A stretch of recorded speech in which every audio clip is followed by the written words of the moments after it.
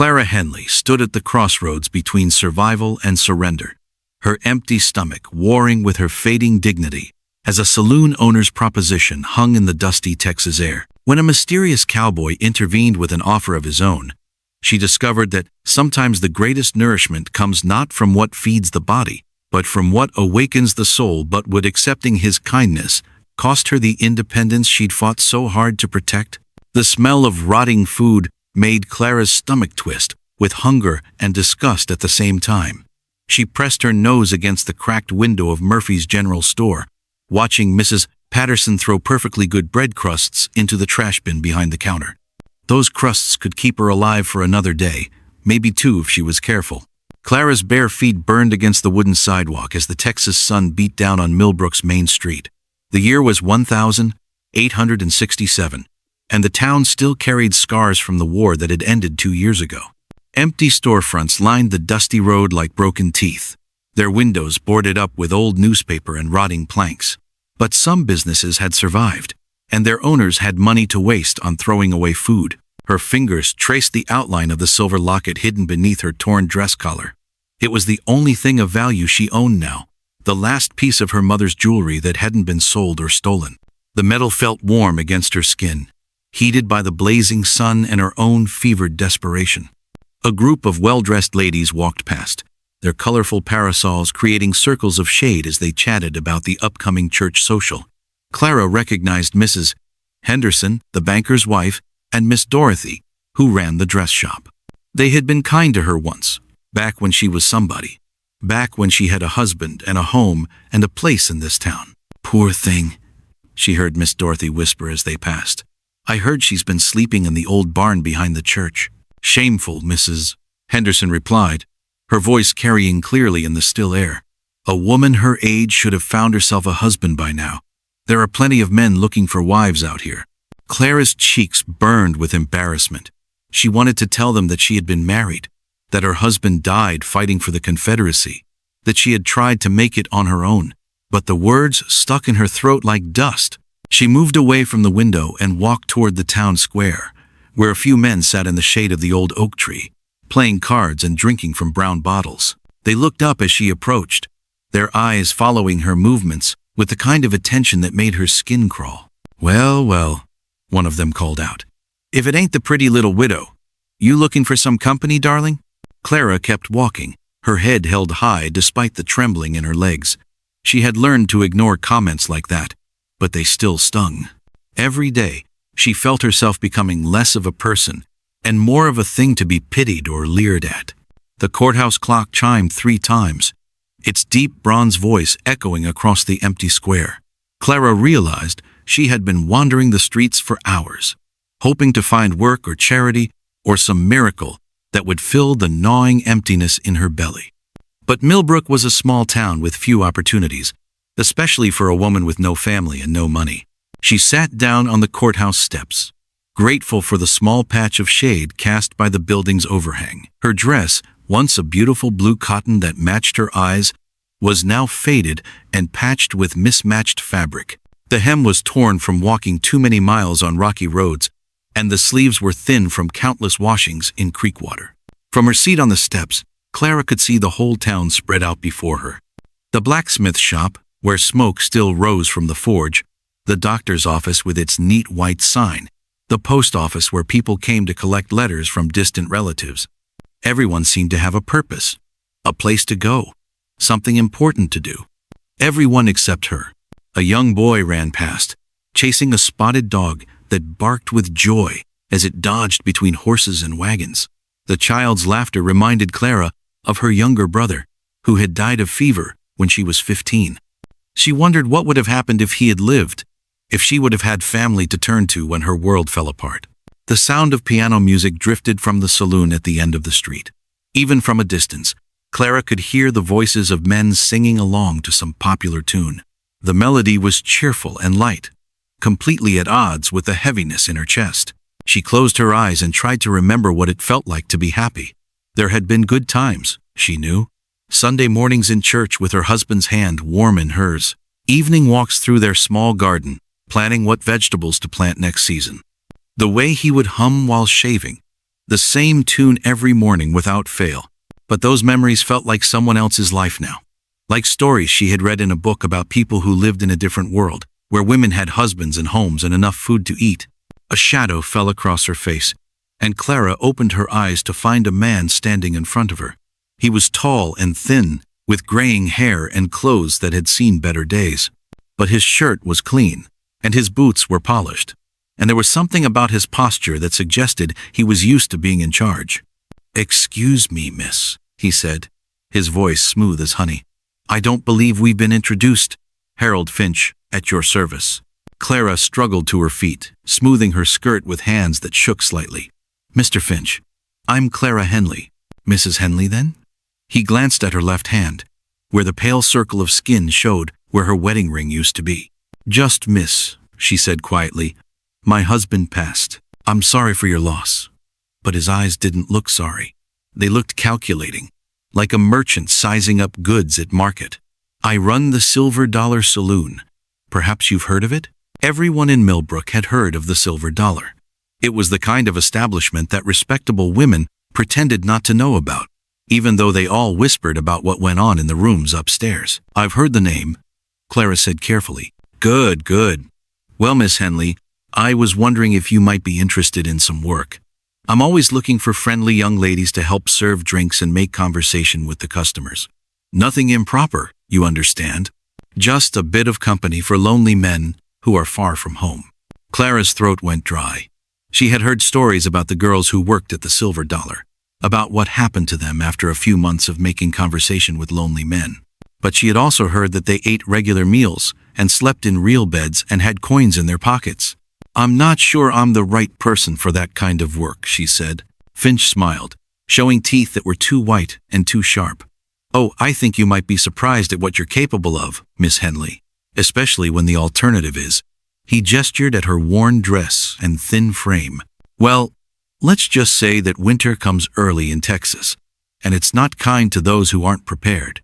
The threat was soft-spoken but unmistakable.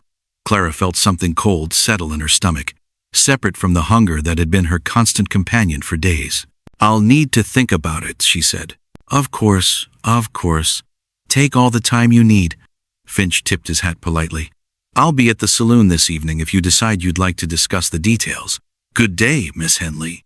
He walked away with the easy confidence of a man who knew he would get what he wanted eventually. Clara watched him go, her hands clenched into fists at her sides. The courthouse clock chimed again, marking another hour of her life slipping away. Soon it would be evening, and she would have to make a choice. She could continue to wander the streets, growing weaker and more desperate with each passing day.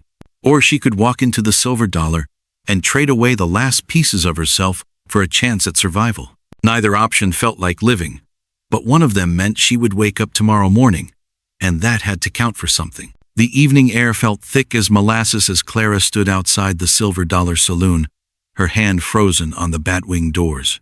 Through the smoky glass, she could see men in dusty work clothes gathered around tables, their voices rising and falling like waves against a shore. The piano player was working his way through a cheerful melody that seemed to mock her situation. Her stomach cramped again, a sharp reminder of why she was here. 3 days without food had left her lightheaded and shaky, but her mind was crystal clear about what crossing this threshold would mean. Once she stepped inside, once she accepted Finch's offer, there would be no going back to the person she used to be. The smell of roasted meat and fresh bread drifted out every time someone opened the doors. Clara's mouth watered despite her fear. Real food, warm and filling, was waiting just a few steps away. All she had to do was surrender. "I wouldn't go in there if I were you, ma'am." Clara spun around so quickly she nearly lost her balance. A man stood in the shadows beside the hitching post, his face hidden by the brim of a well-worn hat. He was tall, with broad shoulders and the kind of steady presence that suggested he was comfortable with himself and his place in the world. "I beg your pardon?" Clara's voice came out sharper than she intended. The last thing she needed was another person trying to tell her what to do. The man stepped into the light cast by the saloon's windows. He had dark hair that looked like it hadn't seen a barber in months, and eyes that seemed to take in everything without judging. His clothes were clean but worn, the kind of practical garments that could handle hard work and long days in the saddle. "Name's Jake Morrison," he said, touching the brim of his hat in a polite greeting. "I run cattle through these parts. Been watching you stand out here for the better part of an hour, and I figured you might could use a friendly word." "About what?" Clara crossed her arms over her chest, trying to hide the way her hands were shaking. "About Harold Finch." Jake's voice was calm, but there was something underneath it that made Clara pay attention. "He's not the kind of man who keeps his promises, especially to women who don't have anywhere else to turn." "And what makes you think I don't have anywhere else to turn?" Jake was quiet for a moment, his eyes taking in her patched dress and too thin frame. When he spoke again, his voice was gentler. "Because I've seen that look before, ma'am. The look of someone who's down to their last choice. And I'm here to tell you that you always have more choices than you think." Clara felt tears prick at the corners of her eyes. She had been holding herself together through sheer stubbornness for so long that a single kind word threatened to break her completely. "You don't know anything about my situation," she said. "No, ma'am, I don't. But I know about Finch's situation. I know that the girls who work for him don't tend to stay healthy for very long. I know that he's got debts all over this territory, and when he can't pay them, his employees suffer for it. And I know that there are better ways to get a hot meal than selling pieces of yourself to a man like that." The casual way he said "hot meal" made Clara's stomach clench with longing. She realized she had been so focused on surviving that she had forgotten what it felt like to simply be hungry for something good. "What kind of better ways?" she asked, hating how desperate she sounded. Jake glanced up at the stars beginning to appear in the darkening sky. "Well, for starters, my cook made enough beans and cornbread tonight to feed half the county. Got a camp set up about a mile outside town, and we could use the company. I don't take charity." The words came out automatically, a defense Clara had built up over months of well-meaning offers that came with strings attached. "Good thing I wasn't offering charity then." Jake's smile was slow and genuine. "I was offering a trade. You help me eat all that food so it doesn't go to waste, and I'll tell you about some work opportunities that might be opening up around here. Fair exchange." Clara studied his face, looking for the catch. In her experience, men who made offers like this always wanted something in return, something that had nothing to do with eating beans or talking about work. But Jake's expression was open and honest, without the calculating look she had seen in Finch's eyes. "What kind of work?" she asked. "Mrs. Patterson at the general store mentioned she might need help with inventory. Doc Wilson's been looking for someone to help clean his office and organize his supplies. And there's a family north of town, the Johnsons, who just had their 4th baby. They could probably use someone to help with cooking and cleaning for a few weeks." These were real jobs, Clara realized. The kind of work that allowed a person to keep their dignity while earning an honest living. She had been so focused on her immediate desperation that she hadn't thought to ask around about opportunities like these. "Why would you help me?" she asked. Jake was quiet for a long moment, his eyes distant as if he were looking at something she couldn't see. "Lost my wife 2 years back," he said finally. "Fever took her during a bad winter. She was always helping folks who were down on their luck, bringing food to families who were struggling. That sort of thing. I guess I'm trying to keep up the tradition." The pain in his voice was real, Clara could tell. It was the kind of grief that didn't fade with time, just learned to live alongside everything else. She recognized it because she carried the same weight herself. "I'm sorry," she said softly. "So am I." Jake straightened up and his smile returned. "But that's a story for another time. Right now, I'm more interested in making sure you don't make a mistake you'll regret for the rest of your life." As if summoned by their conversation, the saloon door swung open and Harold Finch stepped out. He looked around until his eyes found Clara, and his smile was sharp as a knife blade. "Miss Henley," he said, walking toward them with the easy confidence of a man who owned half the town. "I was beginning to think you'd changed your mind about our discussion." "She's got other plans tonight," Jake said, his voice calm but firm. Finch's eyes flicked to Jake, taking in his worn clothes and weathered face. "And you are?" "Jake Morrison." "Ah, the cattle driver. I've heard about you." Finch's smile never wavered, but something cold flickered in his eyes. "Always stirring up trouble, from what I hear. Making promises you can't keep to people who need real help." "The only promise I made was dinner," Jake replied evenly. "And I keep my promises." Clara felt the tension building between the two men like storm clouds gathering on the horizon. She had seen this before, the way men circled each other when they disagreed about something important. Usually it ended with someone getting hurt. "Now, Miss Henley," Finch said, turning his attention back to her. "I'm sure Mr. Morrison means well, but he's not going to be in town much longer. Cattle drivers never are. They blow through like tumbleweeds, making grand gestures and then disappearing when things get difficult. But I'm here to stay, and my offer stands." Clara looked back and forth between the two men. Finch represented everything she feared about her situation: the slow surrender of her dignity, the gradual loss of everything that made her who she was. But he also represented security, a guaranteed roof over her head and food in her belly. Jake represented something else entirely. Hope, maybe, or the possibility that she could find a way forward that didn't require her to give up pieces of herself. But hope was dangerous. It could lead to disappointment. And Clara wasn't sure she was strong enough to survive another crushing blow. "I need to think," she said finally. "Of course," Finch said smoothly. "But don't think too long.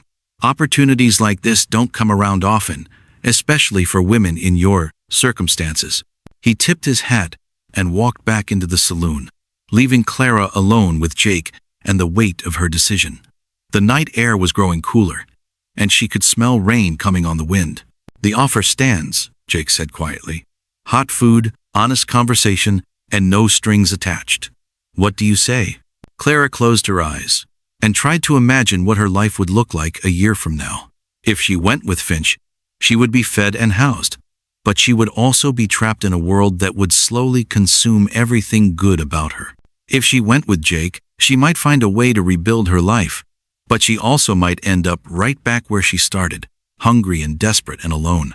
When she opened her eyes, Jake was still waiting patiently for her answer. Behind him, the stars were coming out in full force, turning the sky into a canvas of light and possibility. "All right," she said, "I'll come with you." The campfire crackled like angry whispers as Clara held the tin plate in her trembling hands, staring at more food than she had seen in weeks. Steam rose from the pile of beans and cornbread, carrying smells that made her dizzy with hunger and hope. But something held her back from taking that first bite. Maybe fear that this was all a dream. Or worse, that it came with a price she hadn't been told about yet. Jake sat across from her on a fallen log, his own plate balanced on his knees as he poked at the fire with a long stick. Orange light danced across his weathered face, making him look older in some ways and younger in others. The flames cast moving shadows that reminded Clara of the puppet shows her father used to make on the wall when she was small. "Go ahead," Jake said quietly, noticing her hesitation. "Cookie might get his feelings hurt if you don't eat while it's hot."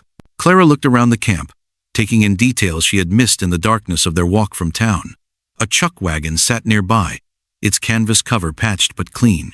3 horses grazed in the moonlight, their reins tied to a rope stretched between 2 mesquite trees. Everything looked well cared for but practical, like it belonged to someone who worked hard for what he had. "Where's Cookie?" she asked, realizing they were alone. "Went to visit his sister in town. She runs the boarding house near the church." Jake smiled. "Real name's Thomas, but he's been Cookie for so long that most folks forget he ever had another name. Makes the best biscuits this side of the Mississippi." Clara took a small bite of the cornbread, and flavor exploded across her tongue. Sweet corn, butter, a hint of honey. Her eyes filled with tears she hadn't expected, and she had to look away to keep Jake from seeing her weakness. "When's the last time you had a real meal?" Jake asked, his voice gentle but persistent. "Sunday?" Clara said, then corrected herself. "No, that was just some crackers I found behind the church. A real meal. I guess it was before my husband died, before I lost the house." She hadn't meant to say so much. The words just spilled out like water from a broken dam.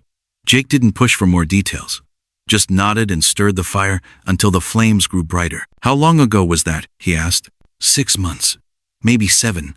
Time gets fuzzy when you're... Clara struggled to find the right words. "When you're nobody." Jake looked up from the fire, his dark eyes reflecting the dancing flames. "You're not nobody. You're somebody who's had some bad luck, that's all. Bad luck doesn't change who you are on the inside." Clara wanted to argue with him, to explain that he was wrong. Bad luck could change everything. It could take away your home, your husband, your place in the world. It could leave you standing outside a saloon, ready to trade away pieces of yourself just to survive another day. But the beans were warm in her stomach, and the fire was chasing away the chill of the Texas night, and for the first time in months, she felt safe enough to let her guard down just a little.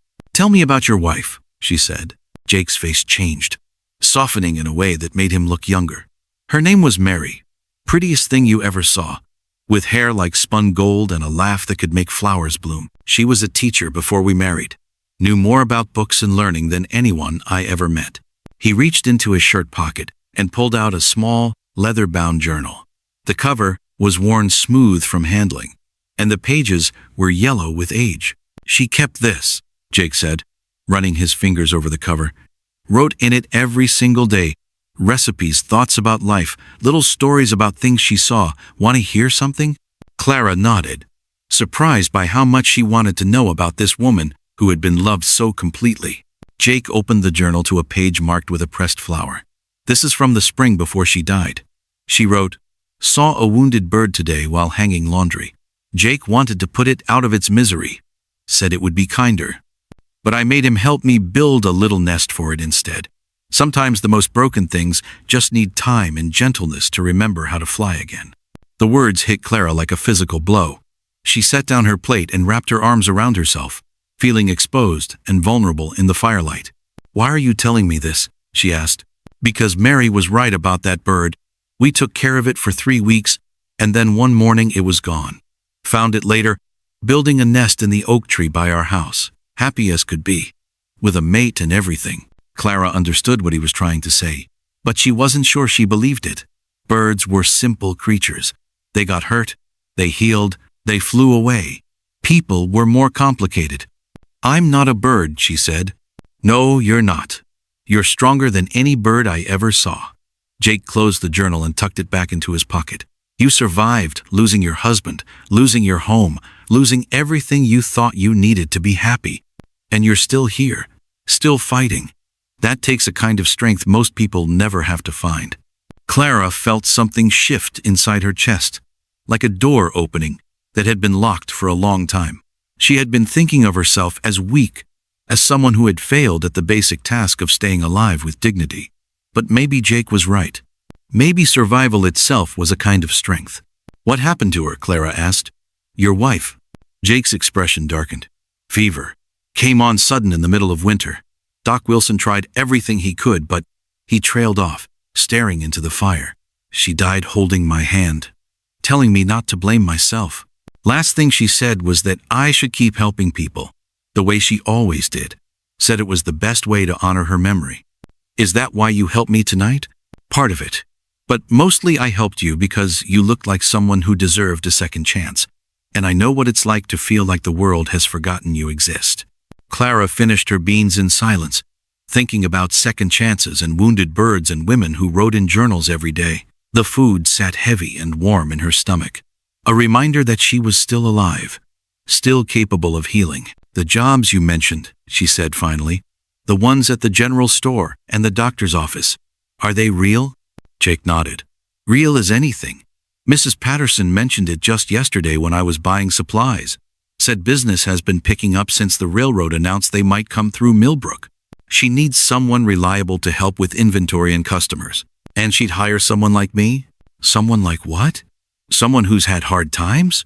Mrs. Patterson's husband died in the war, same as yours. She knows what it's like to start over from nothing." Clara felt a flutter of something that might have been hope. A real job, with real pay, doing honest work. It seemed too good to be true. "What's the catch?" she asked. Jake smiled. "No catch. Just hard work and long hours and dealing with customers who think they know better than you do. But it's honest work, and it pays enough to rent a room at the boarding house if you're careful with your money. And if Mrs. Patterson doesn't want to hire me, then we'll find something else.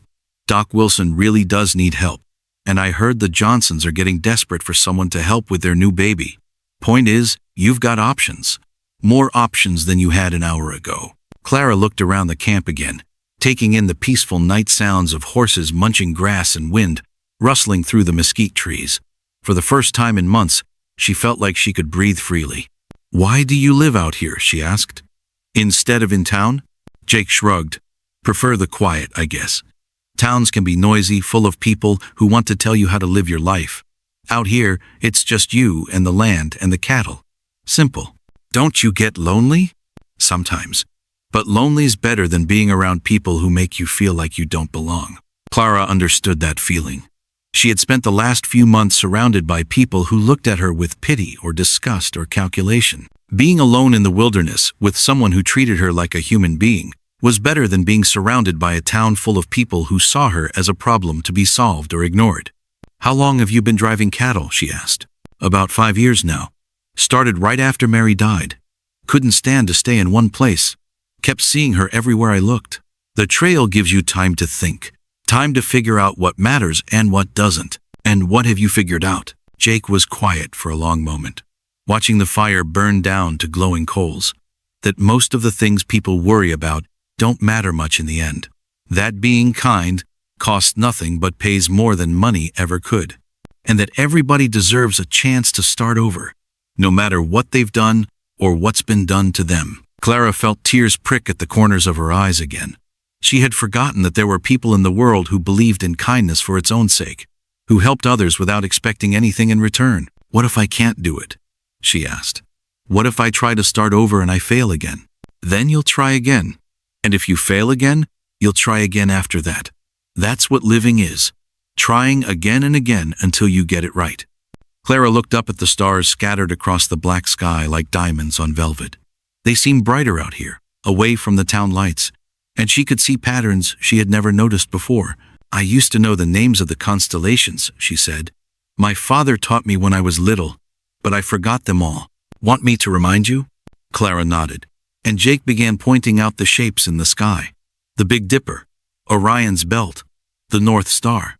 As he spoke, Clara felt pieces of her childhood coming back, memories of sitting on her father's lap while he told stories about the heroes and monsters living in the stars. That one there, Jake said, pointing to a cluster of stars near the horizon. That's Cassiopeia, the queen who was so proud of her beauty that she angered the gods. They put her in the sky as a punishment, but also as a reminder that even the proudest can find their way home if they follow the right path. Clara stared at the constellation, thinking about pride and punishment and finding your way home. Maybe she had been too proud to ask for help when she first lost everything. Maybe she had been so focused on maintaining her dignity that she had forgotten how to accept kindness from others.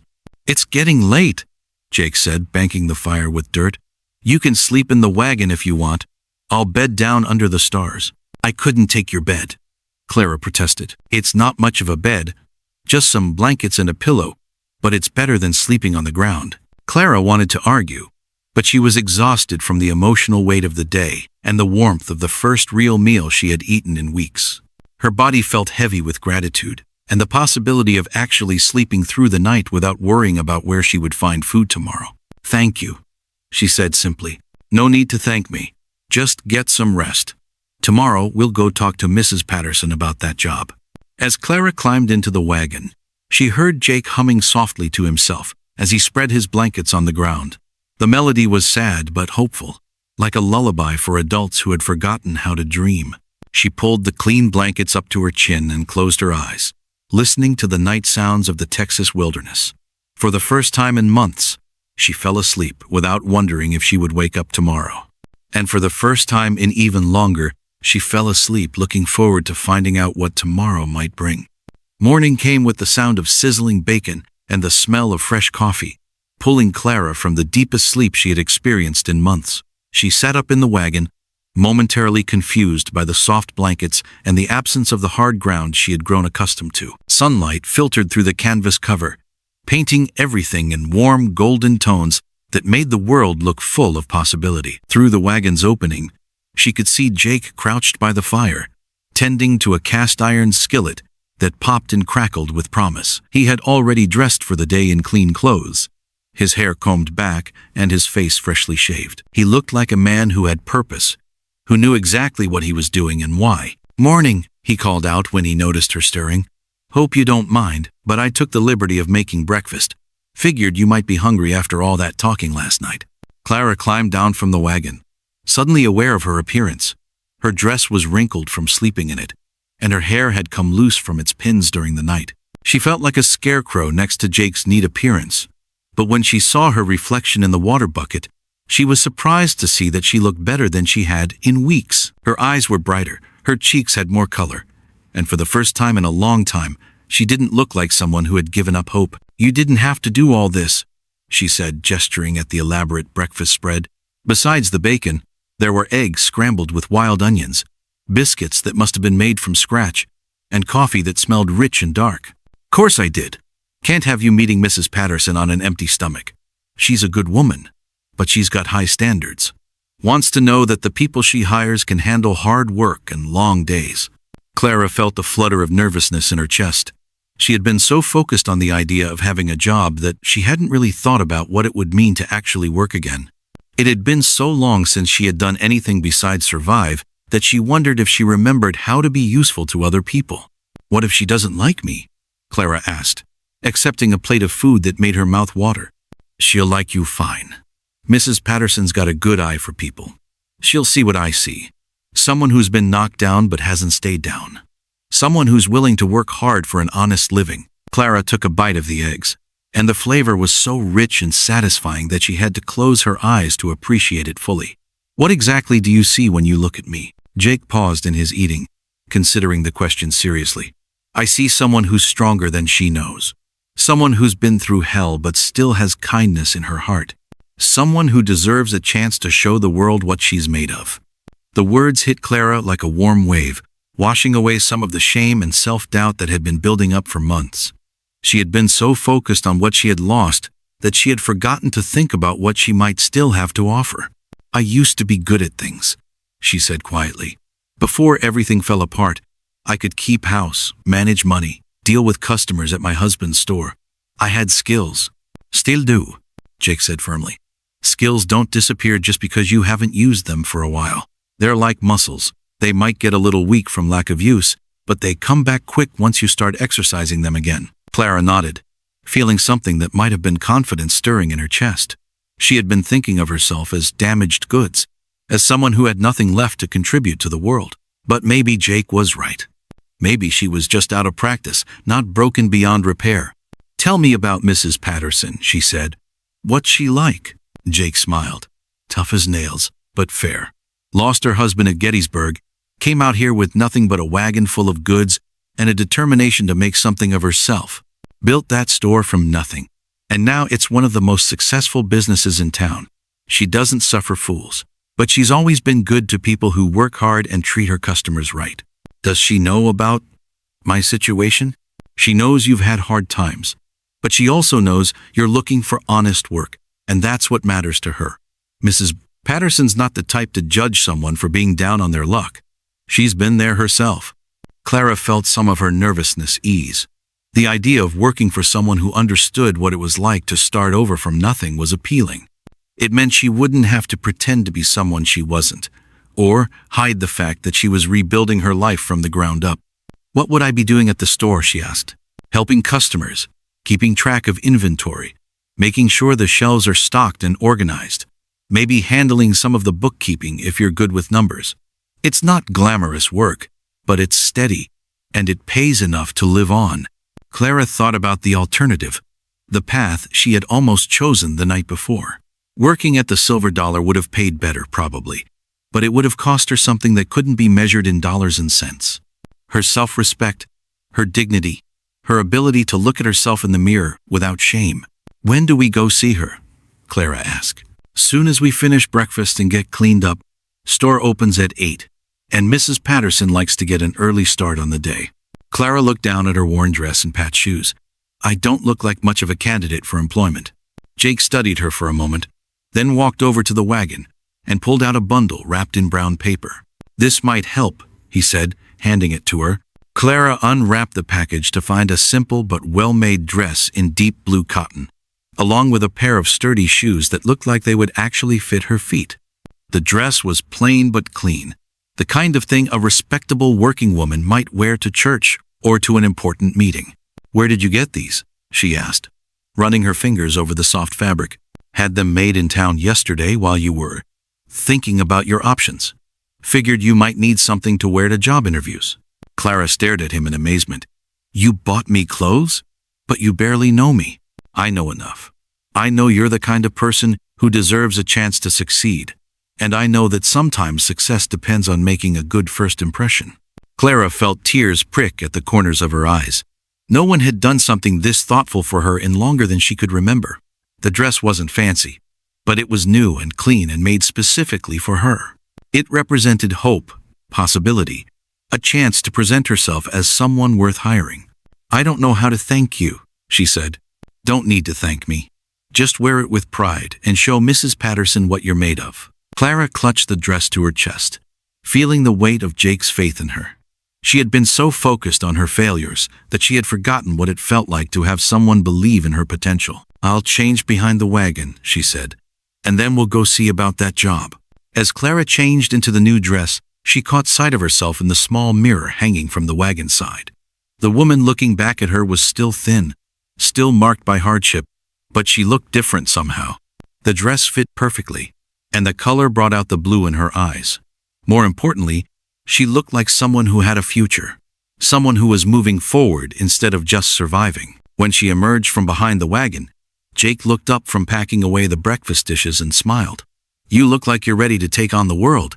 I feel like it, Clara said, surprised to realize it was true. Or at least, ready to take on one job interview. They walked into town together, the morning sun casting long shadows across the dusty streets. Millbrook was already coming to life, with shopkeepers sweeping their storefronts and early customers beginning to move about their business. Clara noticed that people looked at her differently now, not with pity or calculation, but with the kind of mild curiosity they might show any stranger walking through town. That's the store, Jake said, pointing to a building with a neat wooden sign that read, Patterson's General Store, in careful painted letters. Through the large windows, Clara could see shelves lined with goods and a woman behind the counter organizing papers. She's already working, Clara observed. Mrs. Patterson's always the first one to open and the last one to close. She says success doesn't come to people who wait for it to be convenient. Clara took a deep breath, steadying herself for what could be the most important conversation of her life. What if I mess this up? You won't. And if you do, we'll figure out something else. Remember what I told you about trying again until you get it right? Clara nodded, drawing strength from Jake's confidence in her. She had spent so long thinking of herself as someone who had nothing left to offer that she had forgotten how to believe in her own abilities. But standing here in her new dress, with the morning sun on her face and the possibility of honest work ahead of her, she felt something she hadn't experienced in months. Hope. All right, she said, straightening her shoulders. Let's go see about that job. As they approached the store, Clara caught sight of Harold Finch standing across the street, watching them with narrow eyes. He tipped his hat in their direction, but his smile was cold and calculating. Clara felt a chill run down her spine, but she forced herself to keep walking. She had made her choice, and she wasn't going to let Finch's presence intimidate her. Don't worry about him, Jake said quietly, noticing her reaction. He's all bluster and no substance. Just keep your eyes on what matters, the chance to build something good for yourself. Clara nodded, pushing thoughts of Finch out of her mind. She had more important things to focus on now. She had a job interview to ace, a new life to build, and a future to create. And for the first time in a very long time, she believed she might actually be capable of doing all three. The bell above the door chimed as they entered the store, and Mrs. Patterson looked up from her work with a smile that seemed genuinely welcoming. Mr. Morrison, she said warmly, and you must be the young lady he mentioned. I'm Eleanor Patterson. Welcome to my store. Clara took a deep breath and stepped forward, ready to show the world what she was made of. The heavy ledger book slammed shut with a sound like thunder, making Clara jump back from the counter where she had been organizing receipts. Mrs. Patterson's face was red with anger as she glared at the well-dressed man standing across from her, his expensive suit and polished shoes marking him as someone from outside their small Texas town. I don't care what your railroad company thinks my property is worth, Mr. Blackwood, Mrs. Patterson said, her voice sharp as broken glass. This store isn't for sale at any price. Clara had been working at Patterson's General Store for 3 weeks now, and she had never seen her employer this upset. The older woman was usually calm and controlled, handling even the most difficult customers with grace and firmness. But this stranger had walked in 10 minutes ago with papers and promises, and everything had changed. "Now, Mrs. Patterson," the man called Blackwood said smoothly, "let's be reasonable.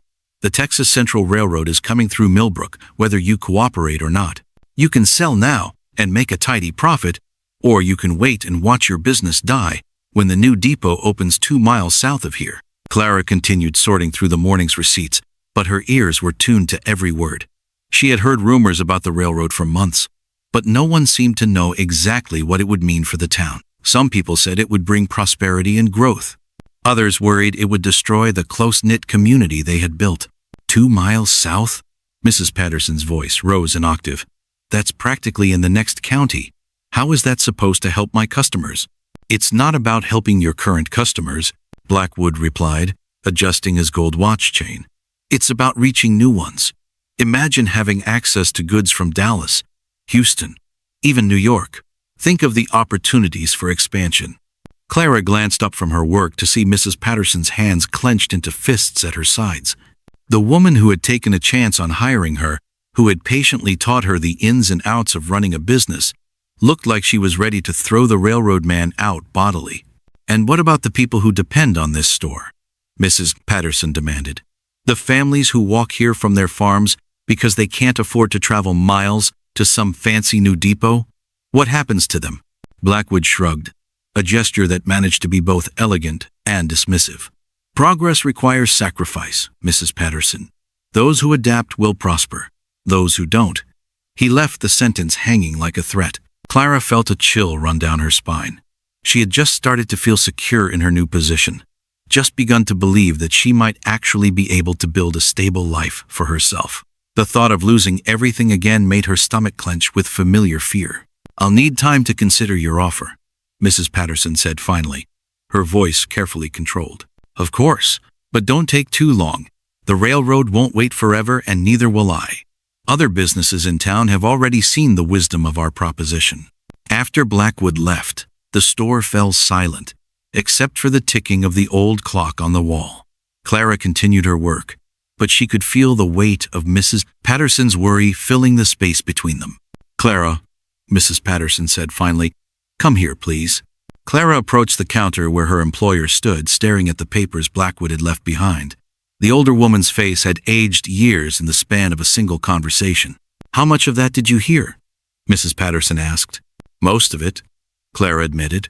"Are you really thinking about selling?" Mrs. Patterson sank onto the stool behind the counter, suddenly looking every one of her 53 years. "I don't know what to think. This store is my life, Clara. It's all I have left of my husband's dreams and my own hard work.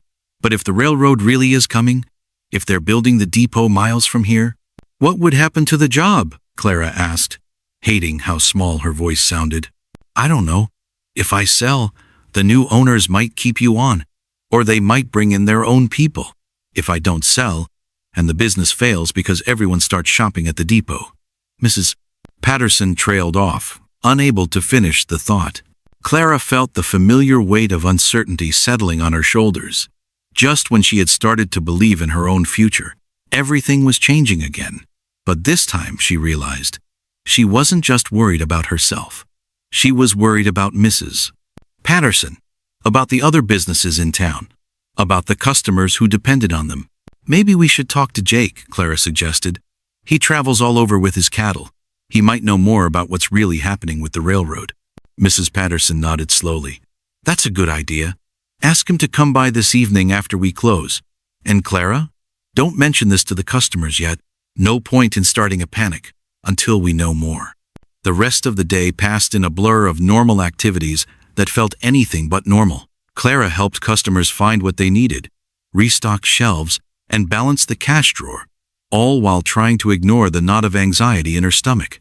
Every time the door chimed, she half expected to see Blackwood returning with more pressure and threats. Instead, she saw Jake pushing through the door just as the sun was setting, his hat in his hands, and concern written across his face. "Clara sent word that you wanted to see me," he said to Mrs. Patterson. "Something about the railroad?" Mrs. Patterson locked the door behind him and turned the sign to "Closed." Then she poured 3 cups of coffee from the pot she always kept warm on the back counter, and they sat down at the small table, where she usually ate her lunch. "Tell me what you know about the Texas Central Railroad," she said without preamble. Jake was quiet for a moment, turning his coffee cup in his hands. "More than I'd like to," he said finally. "I've been watching them work their way across the state for the past year. They're not just building a railroad, Mrs. Patterson. They're reshaping entire communities." "What do you mean?" Clara asked. "They come into a town, promise prosperity and growth, get people to sell their land cheap. Then they build the depot wherever it's most convenient for them, not where it's best for the existing community. Towns that don't adapt to their plans get left behind." Mrs. Patterson leaned forward. "And the towns that do adapt? Some do well. The ones that can afford to move their businesses, that can compete with the big companies that follow the railroad. But the small family operations, the places that serve local customers," Jake shook his head, "most of them don't make it." Clara felt her heart sink. "So we're trapped either way. Sell and probably lose everything. Or don't sell and definitely lose everything." "Maybe not," Jake said slowly. "There might be another option." Both women looked at him expectantly. "What if you didn't try to compete with the depot?" Jake continued. "What if you focused on being something different, something they can't replicate?" "Like what?" Mrs. Patterson asked. "Like a real community center. A place where people come not just to buy things, but to connect with their neighbors. Where you know every customer's name. Where you carry the specific items that locals need. Where you provide services that big companies can't or won't." Clara found herself nodding.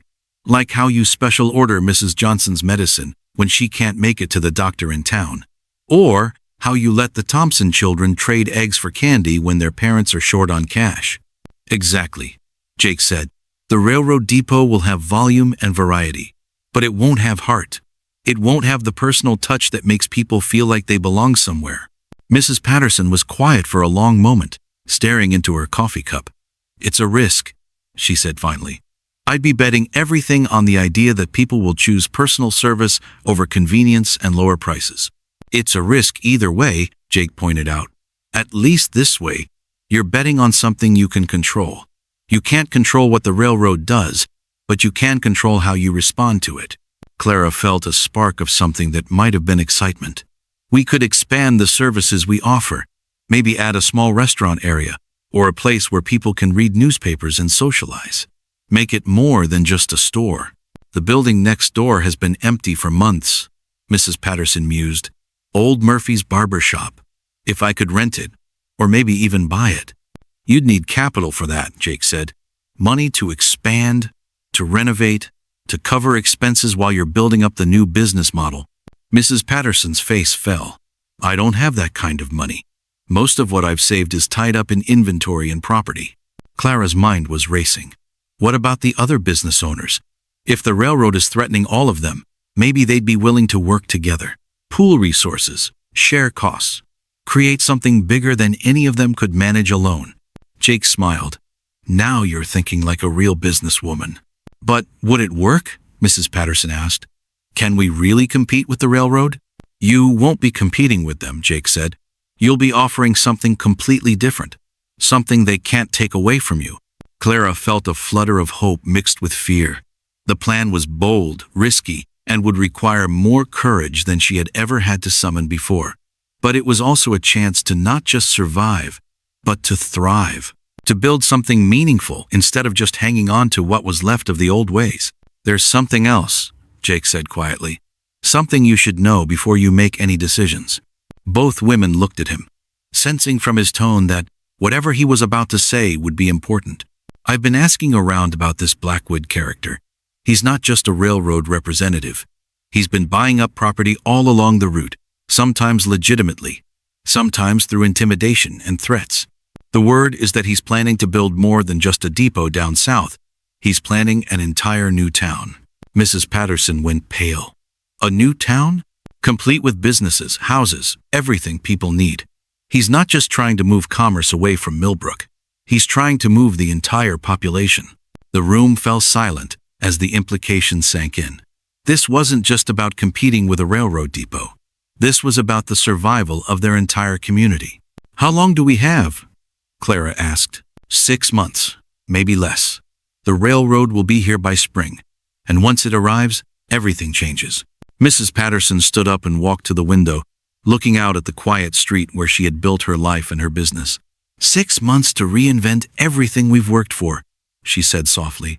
Or 6 months to lose everything without a fight, Clara said, surprising herself with the steel in her voice. Mrs. Patterson turned back to them, and Clara saw something new in her eyes. Not fear, but determination. The kind of fierce resolve that had carried her through the loss of her husband and the challenge of building a business from nothing. All right, Mrs. Patterson said. Let's see what we can do. The town meeting erupted into chaos as Doc Wilson slammed his fist on the table, sending papers flying like startled birds. You're all fools if you think we can fight the railroad, he shouted over the din of arguing voices. They have money, lawyers, and the government on their side.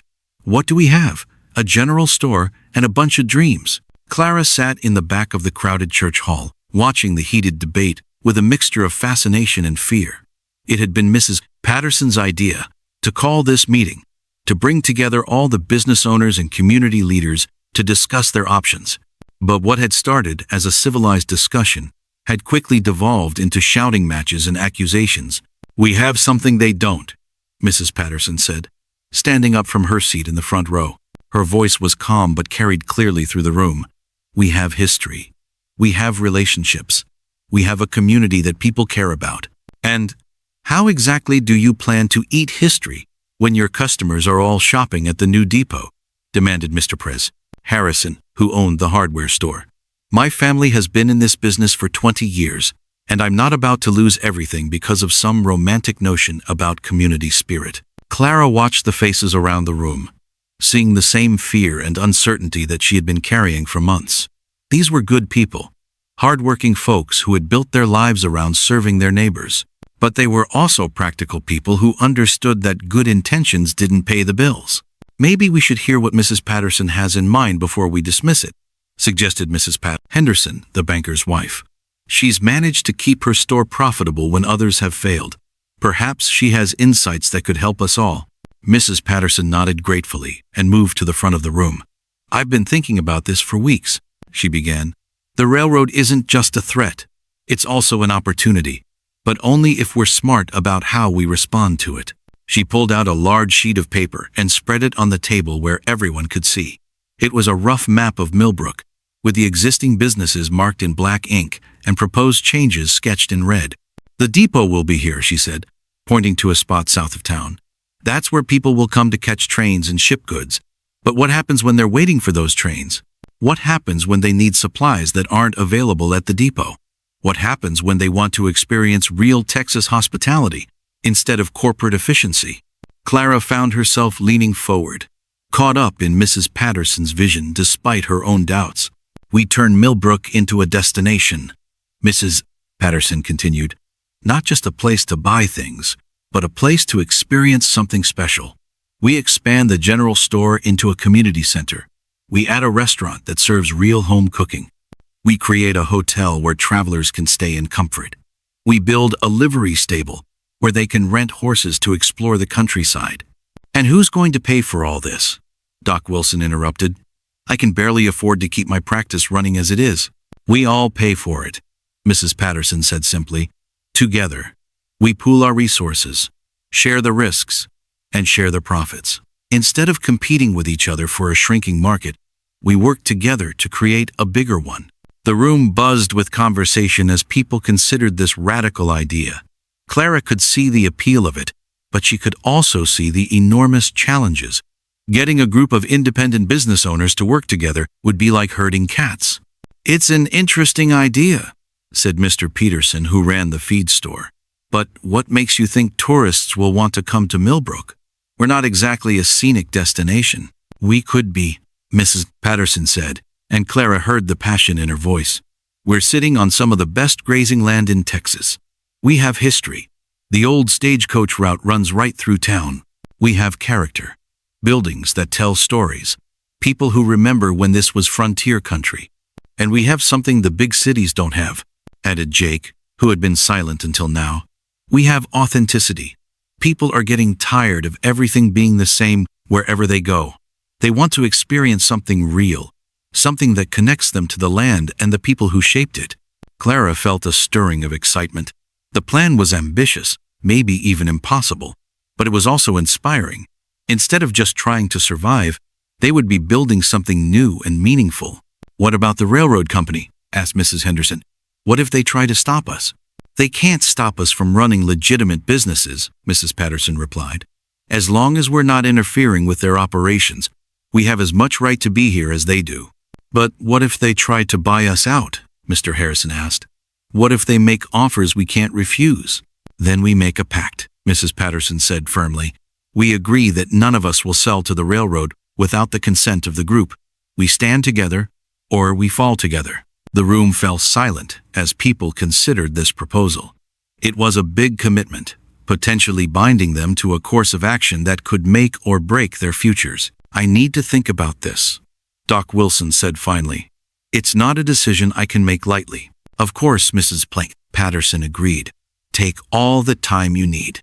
But remember, the railroad will be here in 6 months. If we're going to do this, we need to start planning now." As the meeting broke up, Clara found herself walking home with Jake under a canopy of stars. The night air was cool and crisp, carrying the scent of mesquite and the promise of winter. "What do you think?" Jake asked as they strolled down the quiet main street. "Can it work?" "I don't know," Clara admitted. "It's a beautiful dream, but dreams and reality don't always match up. There are so many things that could go wrong." "Name one," Jake challenged. "The railroad could undercut our prices until we go out of business. The other business owners might not be willing to cooperate. We might not be able to attract enough visitors to make it profitable. We might run out of money before we can get established." Jake nodded thoughtfully. "All valid concerns. But let me ask you something. What's the alternative? Do nothing and definitely lose everything? Or try something new and maybe succeed?" Clara was quiet for a moment, thinking about the choice she had faced outside the Silver Dollar just a few weeks ago. She had been at another crossroads then, forced to choose between certain degradation and uncertain hope. She had chosen hope, and it had led her to a better life than she had dared imagine. "You think I should support Mrs. Patterson's plan," she said. "I think you should support whatever plan gives you the best chance of building the life you want," Jake replied. "What kind of life is that, Clara? What do you really want?" The question caught her off guard. For so long, she had been focused on mere survival that she had forgotten to think about what she actually wanted to achieve. But walking through the quiet town where she had begun to rebuild her life, working alongside people who had come to respect and depend on her, she realized that her desires had evolved. "I want to matter," she said finally. "I want to be part of something bigger than myself.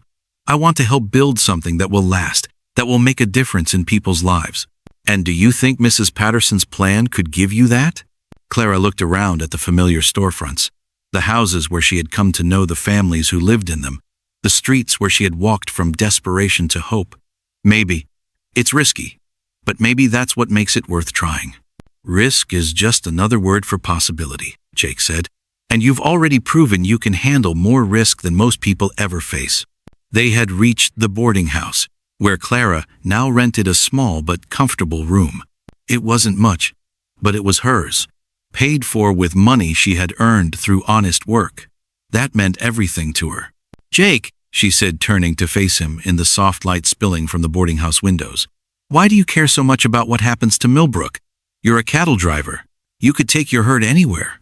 Jake was quiet for a long moment, looking up at the stars scattered across the black sky. "Because this is where I met you," he said finally. "This is where I remembered what it feels like to be part of something good. Mary always said that home isn't a place, it's the people who make you feel like you belong. I haven't felt like I belonged anywhere since she died. Until now." Clara felt her heart skip a beat. The words were simple, but they carried weight and meaning that went far beyond their surface. She had been so focused on rebuilding her own life that she hadn't fully considered what her presence might mean to Jake. "You belong here," she said softly. "With us. With me." Jake smiled, and in that smile Clara saw the same hope and possibility that she had been nurturing in her own heart. "Does that mean you're going to support Mrs. Patterson's plan?" "It means I'm going to try," Clara said. "We're going to try. Together." As she climbed the steps to the boarding house, Clara felt the weight of the decision settling on her shoulders.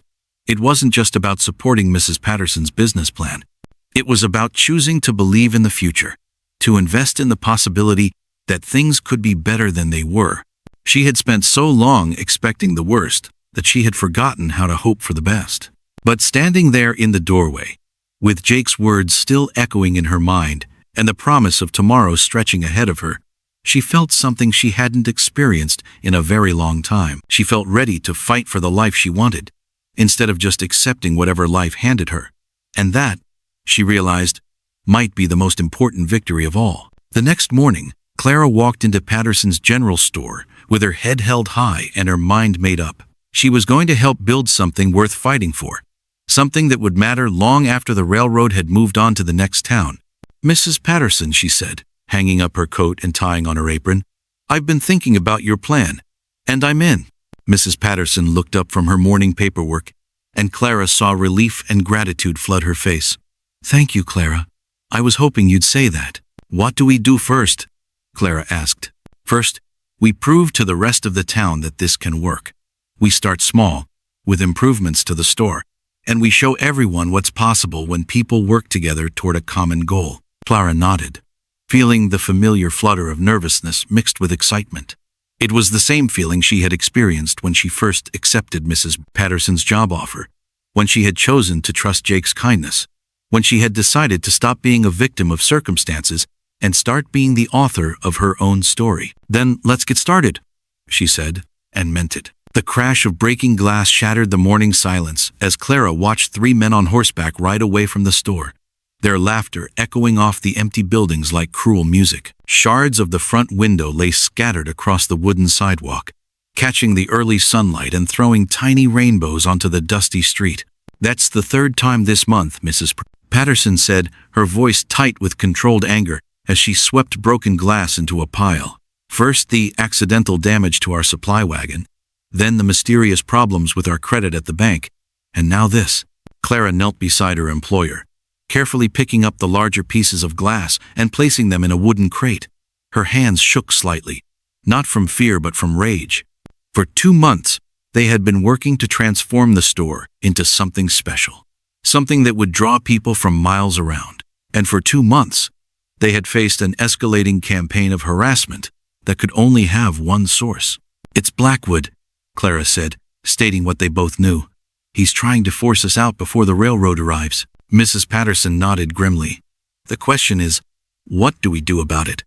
Before Clara could answer, Jake came running down the street, his face dark with concern.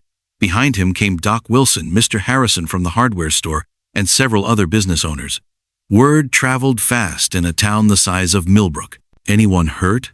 Jake asked, his eyes quickly scanning Clara for injuries. "Just our pride," Mrs. Patterson replied. "But I'm getting tired of replacing windows." "This has gone far enough," Doc Wilson said, his usual skepticism replaced by righteous anger. "I may not have agreed with your expansion plans, Eleanor, but I'll be damned if I'll stand by and watch thugs destroy honest businesses." Mr. Harrison kicked at a piece of glass. "Same thing happened to my place last night.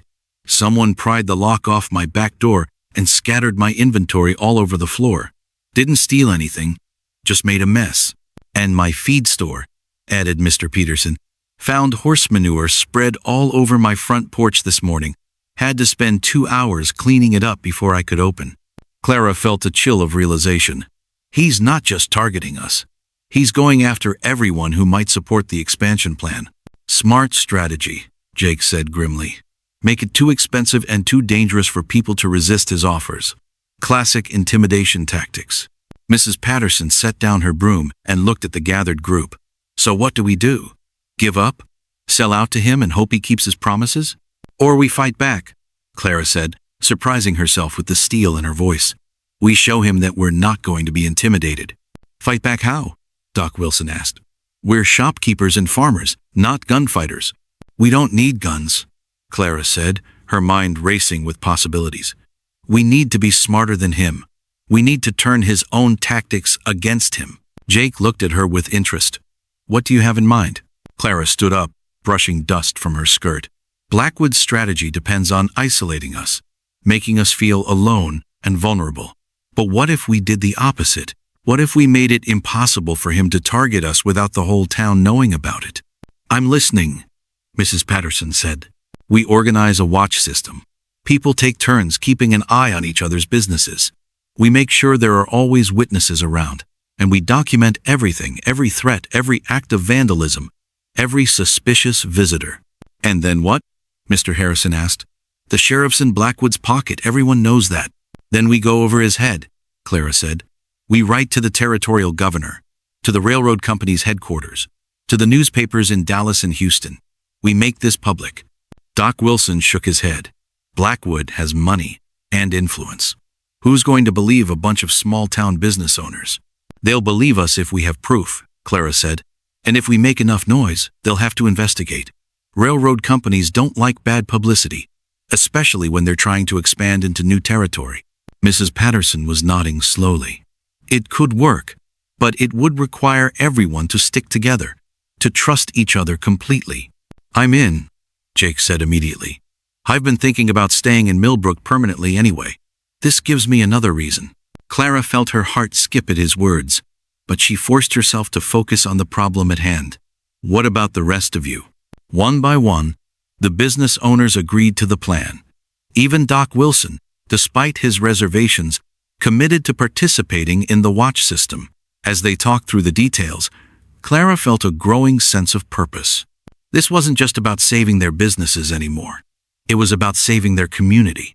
There's something else, Mrs. Patterson said, as the group prepared to disperse. Something I haven't told you about the expansion plans. Everyone turned to look at her.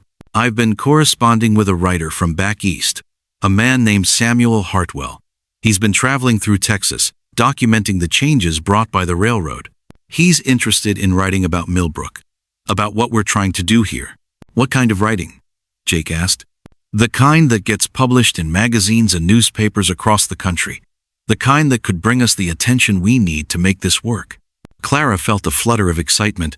When is he coming? Next week. He'll be here for the Harvest Festival, assuming we still plan to hold it. The Harvest Festival had been Mrs. Patterson's idea, a way to showcase their expanded store and draw visitors from neighboring towns. But with the escalating harassment, some people had begun to question whether it was safe to proceed. We hold it, Clara said firmly. In fact, we make it bigger than ever. We invite everyone within 50 miles. We show them what Millbrook has to offer, and we make sure Mr. Hartwell has plenty to write about. That's risky, Doc Wilson warned. If Blackwood wants to disrupt the festival, having more people here just gives him more targets. Or it gives us more witnesses, Clara countered. It's hard to intimidate people when there are hundreds of them watching. Jake smiled. I like it. Bold and risky, but smart. And it plays to our strengths instead of his. Then it's settled, Mrs. Patterson said. We hold the festival as planned, but everyone needs to understand this isn't just about having a good time anymore. This is about the future of our town. As the group dispersed to make preparations, Clara found herself walking with Jake toward his camp outside town. The morning was crisp and clear, with the kind of blue sky that made everything seem possible. You've changed, Jake said as they walked. When I first met you, you were so focused on just surviving that you couldn't see past the next meal. Now, you're planning strategies to save an entire town. Clara considered this. I guess I have changed. Or maybe I just remembered who I used to be, before everything fell apart. Who were you before? Someone who didn't give up easily. Someone who fought for what mattered. I think I lost that for a while. Got so beaten down that I forgot I had any fight left in me. Jake stopped walking and turned to face her. And now? Now I remember. I remember that some things are worth fighting for, even when the odds are against you. Especially when the odds are against you. They had reached Jake's camp, where the familiar sight of his wagon and horses created a peaceful contrast to the morning's chaos. Clara realized that this place had become as much of a home to her as her room at the boarding house. Jake, she said, suddenly serious, what you said yesterday about staying in Millbrook permanently, did you mean it? Every word. I've been thinking about it for weeks now. This place, these people, they've given me something I thought I'd lost forever. What's that? A reason to stop running. A reason to build something instead of just passing through.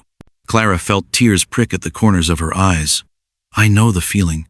Jake reached out and took her hand, his calloused fingers warm against her skin. Clara, I need to tell you something. This isn't just about the town anymore, or about fighting the railroad. It's about you. About us. Her heart started beating faster. What about us? I love you. I've loved you since that first night when you chose to trust me instead of giving up hope. I know it's complicated, with everything that's happening, but I had to tell you. Clara stared at him, overwhelmed by the simple honesty of his words. She had been so focused on rebuilding her life that she hadn't fully acknowledged the feelings that had been growing between them. I love you too, she said, the words coming out in a rush. I didn't think I was capable of feeling that way again, but you've changed everything. Jake smiled, and for a moment the troubles of the morning seemed far away. Does this mean you'll consider staying in Millbrook permanently too? I've been considering it for weeks, Clara admitted. This place has become home in a way I never expected. These people have become family. Even if we lose the fight with Blackwood, even then, we'll find another way to build something good here. We'll keep trying until we get it right. Jake squeezed her hand. Then let's make sure we win this fight.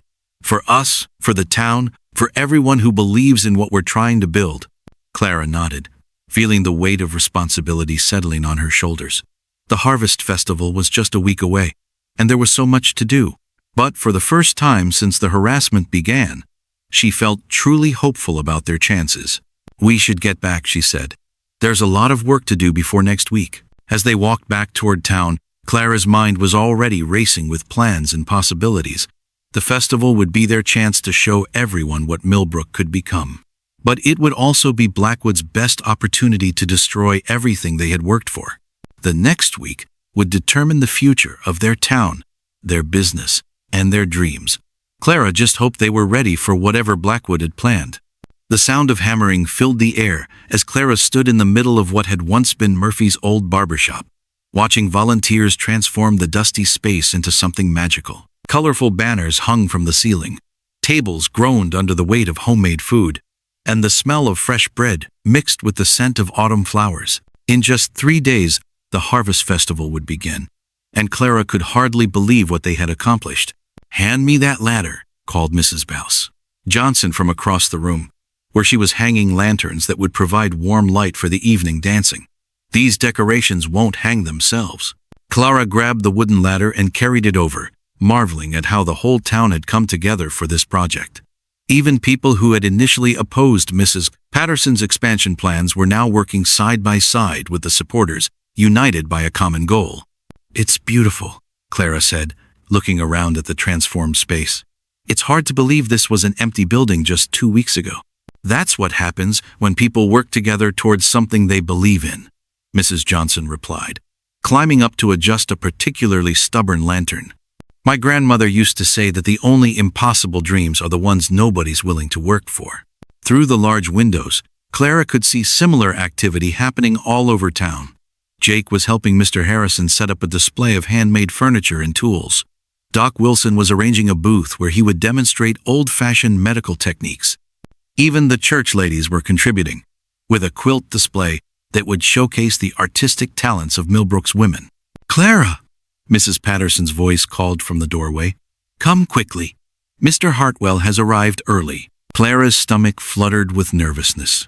Samuel Hartwell, the writer from back east, was their best hope for getting positive publicity about what they were doing. His articles could bring visitors from across the country, but only if he was impressed by what he saw. She hurried outside to find Mrs. Patterson talking with a tall, thin man in a brown suit. He had the kind of observant eyes that seemed to take in everything at once, and he was already taking notes in a small leather journal.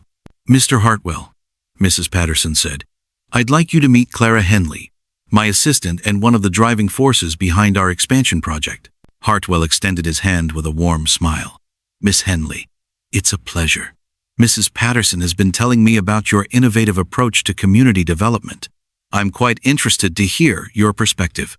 Clara shook his hand, trying to project confidence despite her nervousness.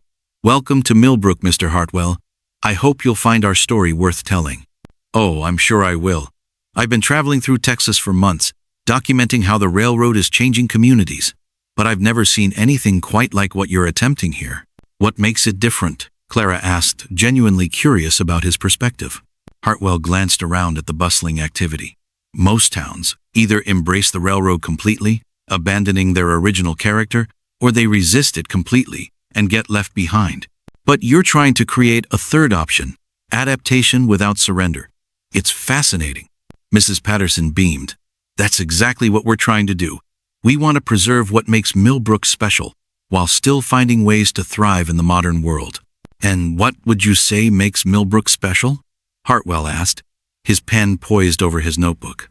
Clara thought about the question, remembering her own journey from desperation to hope. The people, she said finally, the way they take care of each other, the way they give everyone a chance to prove themselves, the way they work together when things get difficult. That's not something you can buy at a railroad depot. Hartwell nodded, scribbling notes. That's a compelling angle. And how do you plan to showcase that during the festival? Come with me, Clara said, leading him down the main street. Let me show you what we have planned. Over the next hour, Clara gave Hartwell a complete tour of the festival preparations.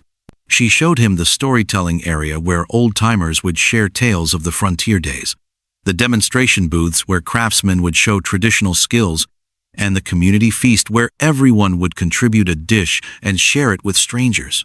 Most impressive, Hartwell said, making more notes. But I have to ask, what about the opposition? I've heard rumors that not everyone supports what you're doing. Clara's jaw tightened.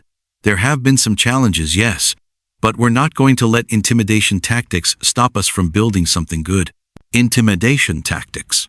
Mrs. Patterson appeared at Clara's elbow, having overheard the conversation.